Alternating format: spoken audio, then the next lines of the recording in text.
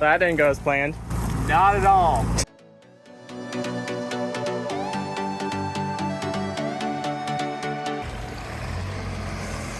How cute. Got a friend. Going for a ride, eh?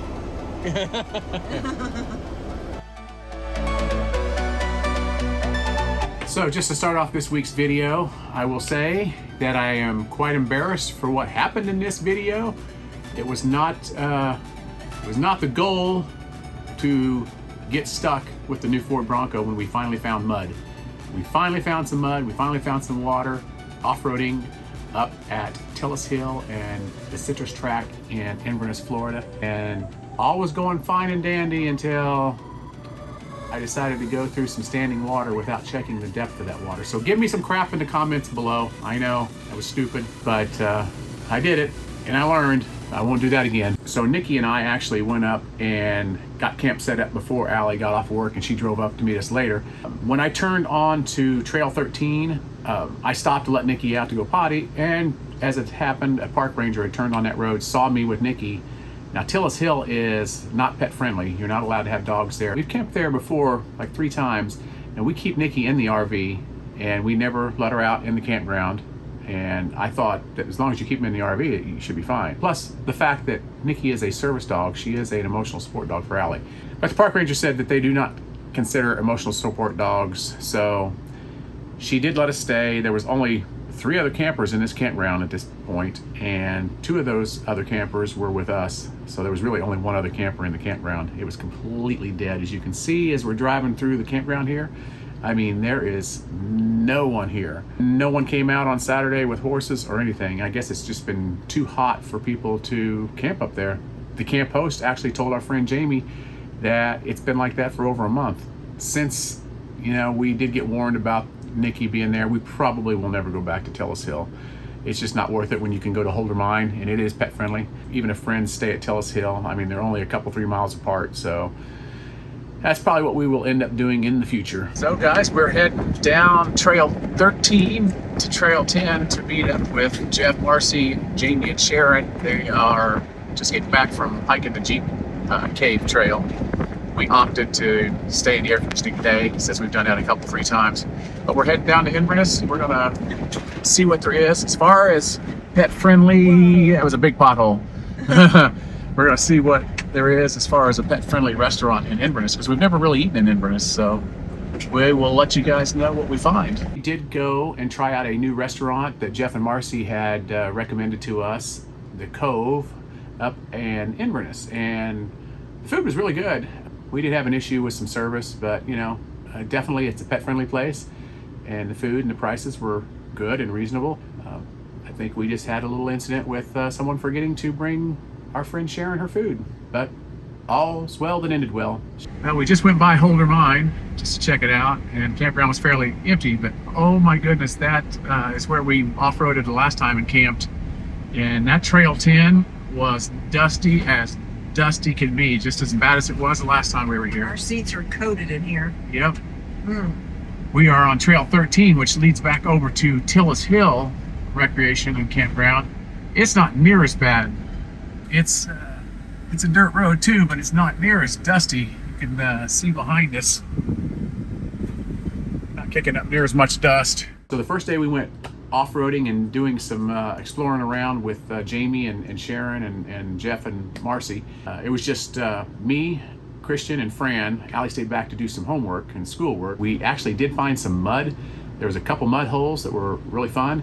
We did find this one particular hole that had water standing in it, and this is what I was alluding to at the beginning of the video. We should have checked the depth of it, and not making excuses, but I thought that the other guys had gone through it earlier.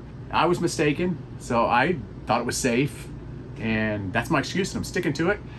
And I got stuck, and I had to get rescued by a Jeep. So okay, in the comments below, all you Jeep lovers, just give me some grief about the Bronco being rescued by a Jeep, and basically a stock Jeep with just stock tires. So yeah, that happened.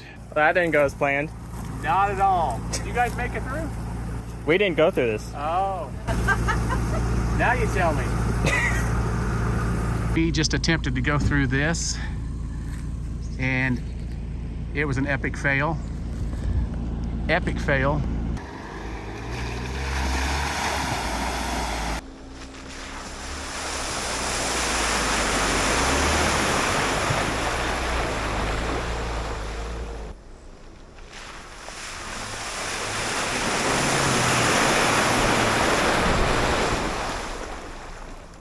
And it wasn't until later that night, actually we continued off-roading for several hours, and then we went back, caught some rest, went out for a little night ride.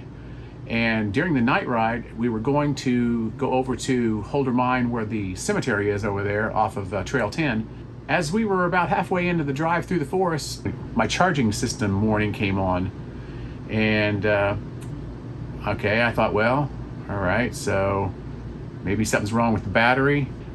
The battery voltage was holding steady at about, I think around that time, it was around 12.6, 12.7 or 12.8, somewhere in that neighborhood. And we continued driving for another, probably, I would say, hour. The voltage would drop on the battery every so often.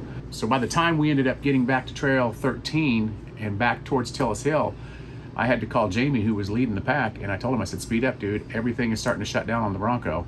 My battery voltage had gotten down to like 10, and all the systems started shutting down. Power steering, you know, we shut the AC off, but it was like hill assist control. All these systems were starting to shut down. We made it right to the gate of Tillis Hill. Was waiting on Jamie and them to code the gate in so it could get open, and it died right there on the hill. So Bronco is about to shut off. We have 3 system lights on right now. We have no air conditioning. We have no air. The Bronco is shutting off. Oh God, check brake. It's saying check brake. Everything's shutting down. This is not good. No, we gotta get the trickle charger on it. We may be dying right here.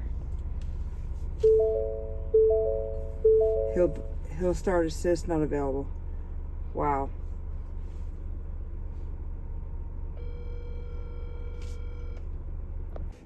Well, this is wonderful. Now we're having to get jumper cables to start the Bronco back up. So hopefully this will help us to get back to the RV.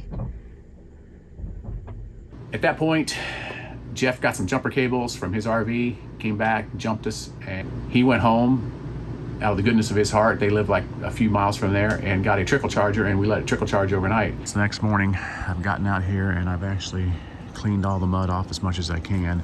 It charged all night long, and when I got in here this morning, I had to start it up to move it up here where I could get to the hose, and it was reading 12.1 volts and still saying check charging system. But I don't know. I have a feeling it's probably going to have to, it's going to need a new alternator. It seems to be a common thing with the Bronco. I've been researching this morning that they have issues with the charging system. We'll see what happens. I took it into Ford and I told them, I said, you know, I went through some mud and some water, and I said, I think there's a problem with the alternator at this point. And I even asked him, I said, how much is this going to cost? And he was like, well, we'll cross that bridge when we get to it. Well, they called later that day. They said it's definitely the alternator is bad, and they said it will be covered under warranty. So, and a lesson learned, almost a really expensive lesson, but a lesson learned. I won't do that again. We will stick to just mud. We're not going to go through any standing water like that, unless we know it's really shallow, obviously. But yeah, it was quite the ordeal. Alli was ready to kill me, that's for sure. It took almost 2 weeks to get the alternator and get it installed. They told us that with the hurricane coming, there might be some shipping delays. There were shipping delays, and they didn't get the part. So I dropped it off on a Monday. They didn't get the part until I think it was like Tuesday of the following week, and then they ended up getting it back to us on that Thursday. So while they had it in there, they went ahead and did some recall fixes on it while they had it. So it wasn't all a waste of time. We got everything fixed. Bronco's back, Alli's happy. We did end up having to go to Georgia just with the RV, no Bronco. But we knew we were going there to hang out with Craig and Susan, and we knew that it was just going to be more of a hangout weekend. We weren't really going to go out and do a lot of exploring, and if we did need to go anywhere, they had their truck, because they have a GMC truck and a Grand Design trailer. So we knew that they would be able to take us anywhere we needed to go, and that's what we did. And I have to say, it was kind of nice driving all the way up to Georgia and back on 1 tank of gas. Literally made it home with like 30 miles to empty. That was nice. Never having to stop to fill up and get gas. We averaged almost 10 miles a gallon without towing the Bronco, so that's not bad. All right, so like I said, give me some grief in the comments below. I know, I deserve it. You know, what can I say?